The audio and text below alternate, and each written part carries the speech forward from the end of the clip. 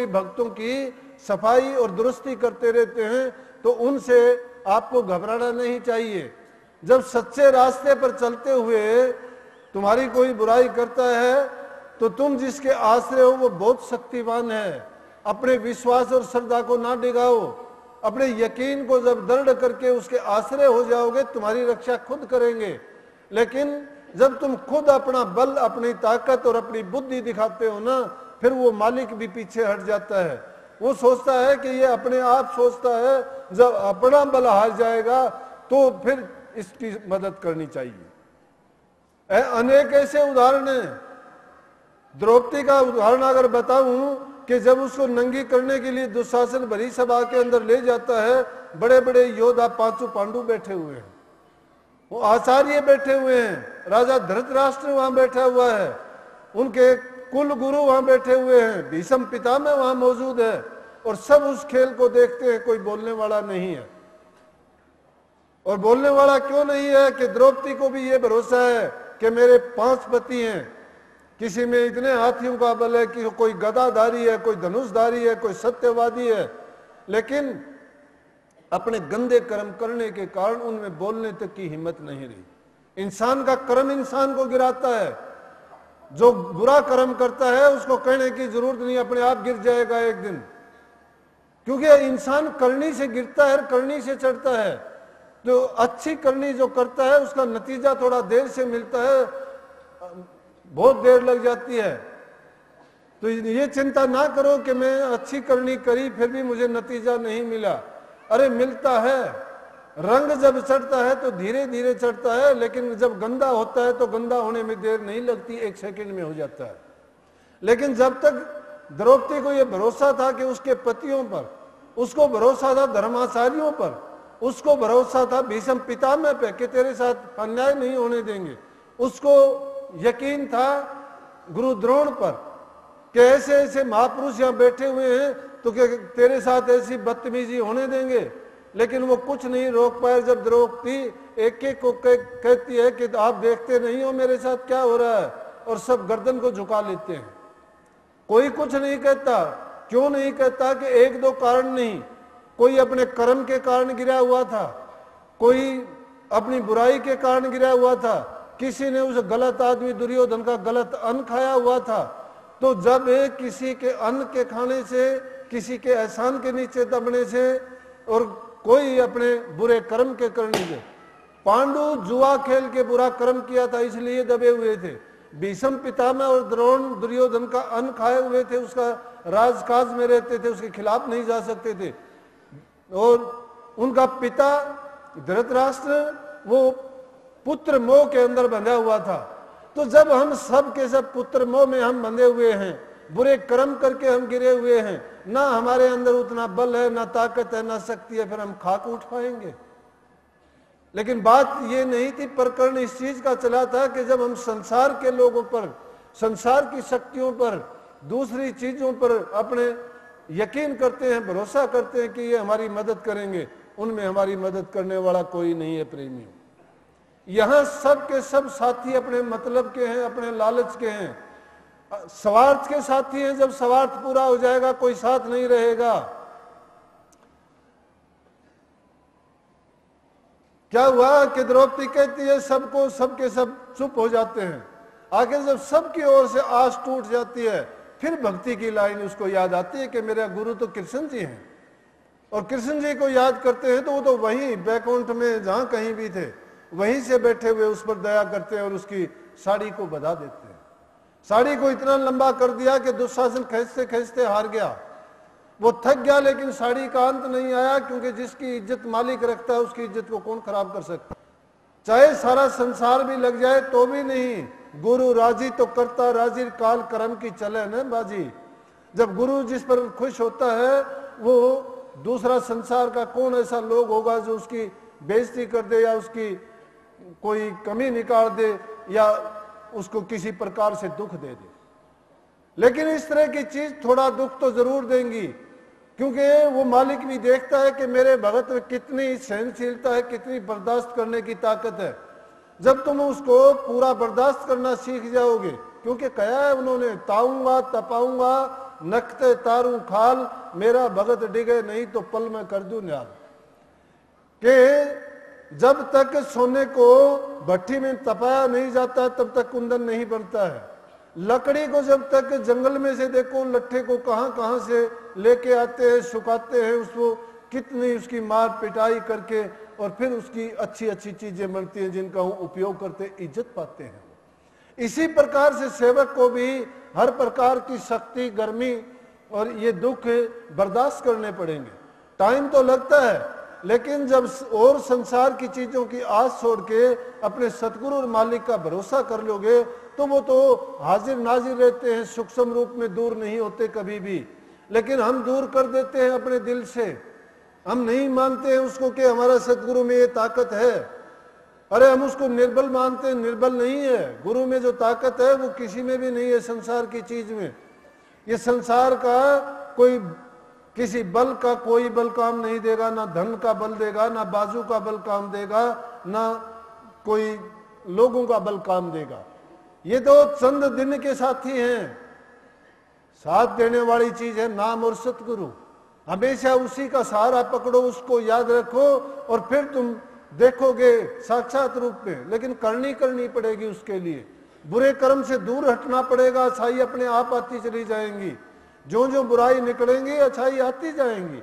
लेकिन उसके करने के लिए मन जो हमारा संसार की वासनाओं में डूबा हुआ है, संसार की आशाओं से बंधा हुआ है, इसने जो कामनाएं पैदा कर रखी हैं दिल में, उनसे धीरे धीरे करके इसको जब सुलझा के निकाल लेंगे तो ये सही मार्ग पर चल पाएगा। और वो सही मार्ग कहां से मिलेगा? सतगुरु से मिलेगा। सतगुरु ने वो नाम के रूप में दिया है। उस नाम को लेके उस नाम की कमाई करते चले जाओगे, संसार के बंधन अपने आप ढीले पड़ते चले जाएंगे। अब कितनी उम्र बीत गई है कि कोई 20 का गया, कोई 30 का गया, कोई 50 का गया है। धीरे धीरे करके उम्र जाती, कब्र की तरफ हमारे पैर लटकते जाते हैं। जो जो आगे जाएंगे ये समझ आती चली जाएगी। ये संसार के सुख हमें मिथ्या नजर आने लगेंगे। लेकिन जब तक उन सुखों को सुख मान के जीते हैं तब तक ना हम किसी की बात को सुनते हैं और ना ध्यान देते हैं। वक्त आएगा जब वो सुख दुख में बदल जाएगा, और वो जब दुख आएगा तो उन सुखों को याद करके तड़पना होगी। लेकिन वो दुख आने से पहले ही अगर हम उस मार्ग को अपना लेंगे कि जिस पर चलने से दुख और सुख सब सम हो जाएंगे, बराबर हो जाएंगे, और ना हमें इस संसार से कोई सरोकार और ना संसार की कोई गम रहेगी। हमें अपने आगे के लिए, अपनी मंजिल के लिए और अपने मालिक से मिलने के लिए हमारा लक्ष्य जब बना लेंगे तो हमें इन पदार्थों से अपने आप ही इस प्रकार से छूटते चले जाएंगे जिस प्रकार से भुजंग कांचड़ी को छोड़ के चला जाता है। कांचड़ी वहीं पड़ी रह जाती है और वो निकल के अपनी दूसरी जगह पहुंच जाता है। ये जीव भी संसार में मुसाफिर बन के आया है। अपने कर्म करीने से कभी ऊंची, कभी नीची, कभी गंदी, कभी मंदी अपने कर्म भोगता है। हम आडंबरों में पड़े हुए हैं, झूठी बातों में पड़े हुए हैं। झूठी बातों में क्यों पड़े हुए कि सच्चाई को तो मानते नहीं है। मैंने शुरू में कहा था कि हाजिर से हुज्जत करते हैं, उसकी बात को सुनना नहीं चाहते कि इंसान में एक कमी है कि अपने आप को सबसे अकलमंद और चतुर समझता है। लेकिन ये ना बुद्धि काम देगी, ना तर्क वितर्क काम देगा, ना तुम्हारी कोई कही हुई बात। ये तो हार जीत की तरफ ले जाएंगे आदमी को, या आलोचनाओं का अंबार लगा दोगे और अपना टाइम भी बर्बाद करोगे। बुद्धि तीक्ष्ण हो जाएगी, क्यों कैसे में फंस के अपना टाइम बर्बाद करोगे और कुछ भी नहीं है। लेकिन नाम की कमाई करते चले जाओगे, वो गुप्त खजाना है, वो संसार का नहीं है। यहाँ जो इकट्ठा करोगे सब पदार्थ यहीं छोड़ के जाओगे, लेकिन नाम की कमाई करोगे वो तुम्हारे साथ जाएगी, युग युगांतर तक साथ रहेगी। वो कभी साथ नहीं छोड़ती है। संसार के पदार्थ छूट जाएंगे। अगर धन है तो चोर ले लेंगे, डाका पड़ जाएगा, इनकम टैक्स ले लेगा, आग लग जाएगी, या और किसी खोटे कर्म में लग जाएंगे, झगड़े मुकदमे करने लग जाओगे, शराब नशे विषय विकारों में धन को बर्बाद कर दोगे, क्योंकि वो गलत रास्ते पर चलाएगा। लेकिन नाम की कमाई की है, ना उससे शराब तुम खरीद सकते हो, ना तुम बुरे मार्ग पर जा सकते हो, ना झगड़ा मुकदमा करने की तुम्हारे अंदर ताकत है, वो तो तुम्हें भीरू, डरपोक और ऐसा बनाता चलेगा कि क्यों किसी से हमने झगड़ा लेना है। अगर कोई दो बात कहेगा तो आराम से सुन के और फिर भी चुप हो जाओगे। और जब ये अवस्था आ जाए तो समझो कि आपने नाम को समझ लिया है, या नाम की कमाई करनी शुरू कर दी है, या आपके नाम के खजाने में कुछ थोड़ा बहुत जमा हुआ है। यूं तो जीवन जीने के लिए दूसरे जीव भी संसार में आते हैं, जीते हैं, लेकिन उसको अगर जीवन मानते हो तो क्या जीवन है? जीवन तो थोड़ा भला जो हरि सुमन हो, लाख बरस का जीवना कोटे धरे न कोई। जीवन तो थोड़ा ही बहुत अच्छा होता है जिसमें, लेकिन हरि का सुमन होना चाहिए। लाख बरस तक जिए तो क्या खाक जिए, ना किसी के लिए नेक कर्म करके गए, ना अपने लिए नाम की कमाई की, और ना इस संसार में कोई ऐसा काम करके गए कि आने वाले लोग ये कहें कि यहाँ कोई आया था और उसने नेक काम किया था। ये संसार ऐसी धर्मशाला है जिसमें रुकते हैं, ठहरते हैं और चले जाते हैं। ये तो यहाँ रुकने वाला कोई नहीं है, यहाँ सब आते हैं जाते हैं, लेकिन एक इंसान ऐसा करके जाता है जिसको याद करते हैं उसके कर्म से, उसकी नेकी का गुणगान करते हैं, उसके गुणों की व्याख्या होती है, सदियों तक याद रखते हैं। वहां ना रूप की जरूरत, ना धन की जरूरत, ना जाति की जरूरत, ना वंश की जरूरत है। वहां तो जात पात पूछे नहीं कोई, हरि को भजे सो हरि का हुई। क्योंकि मालिक ने एक ही दरवाजा खुला रखा है उन भक्तों के लिए कि जो मेरे से मिलना चाहता हो वो इन सब चीजों का त्याग करता चले। रास्ते में कोडी, दमड़ी, पैसे, मोर, असरफी और राजपाट, ये सारी चीजें बहुत मिलेंगी।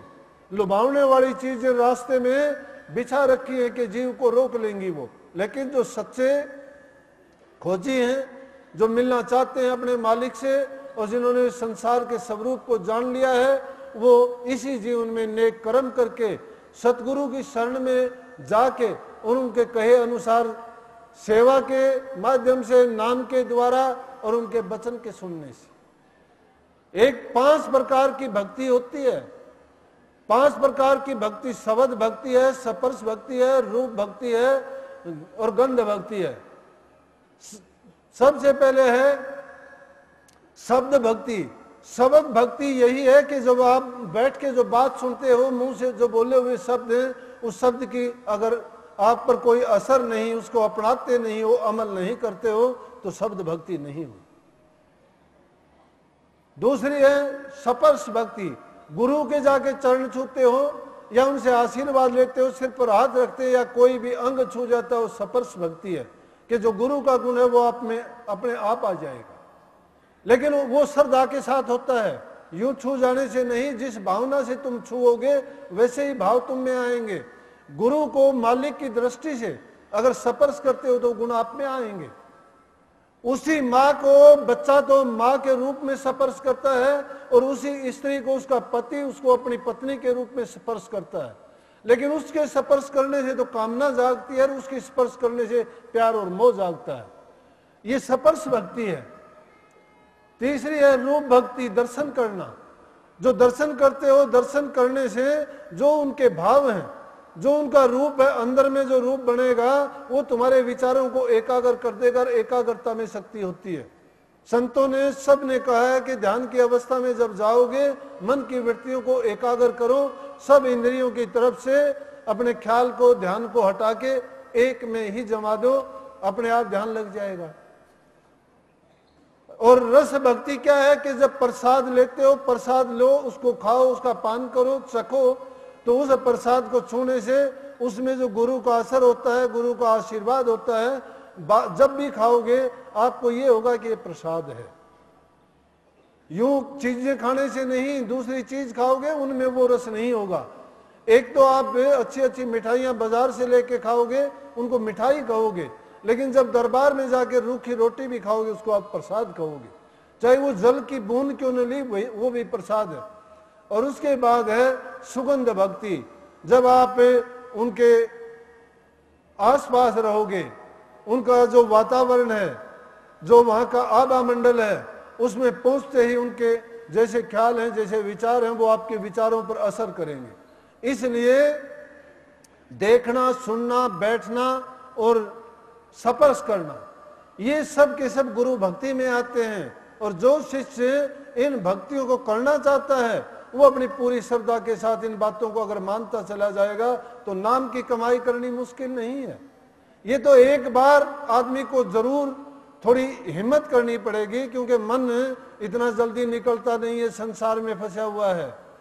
फिर भी कहते कुआते भी इतना गाफिल हो जाता है, लाख समझाने से भी नहीं मानता है। बार बार समझाओगे बार बार वहां चला जाएगा, आदत है इसकी।